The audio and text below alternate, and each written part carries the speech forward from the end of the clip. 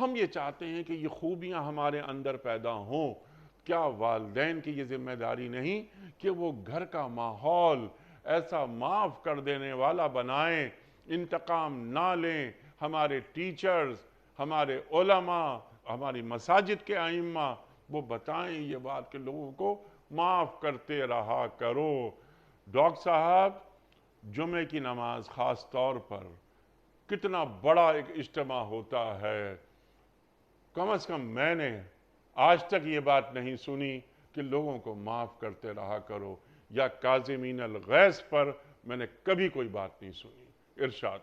اللہ تعالیٰ آپ کو یہ توفیق دے رہا ہے، اس پر اللہ کا شکر مزید آمین بھی ثم آمین۔ اسے طلب بھی کرتے ہوئے، لیکن ہے یہ ضروری بات، یہ فرائض میں سے ہے کہ رسول اللہ صلی اللہ علیہ صلی اللہ وسلم نے علیہ وسلم۔ جو بھی ہمیں سکھایا، جو بھی تعلیم دی، اس پر خود بھی عمل کریں اور دوسروں تک اس کا ابلاغ کریں، اس کو پہنچائیں۔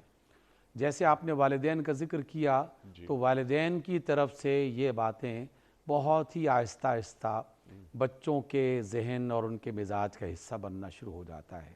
اس وجہ سے والدین کو بہت ہی محتاط ہونا چاہیے۔ بہت سارے موقع ایسے آتے ہیں کہ جب میاں بیوی آپس میں کسی بات میں الجھ جائیں اور وہ یہ سمجھ رہے ہوتے ہیں کہ صرف ہم ہی الجھے ہیں اور آپس میں ہم ایک دوسرے کے ساتھ جو بھی معاملہ کر رہے ہیں ان کا تعلق ہمارے ساتھ ہی ہے، جبکہ وہ فراموش کر جاتے ہیں اس موقع پہ کہ اس گھر میں جو موجود بچے ہیں وہ سب کے سب ان مراحل کو اور ان معاملات کو دیکھ رہے ہوتے ہیں، سن رہے ہوتے ہیں، سیکھ رہے ہوتے ہیں۔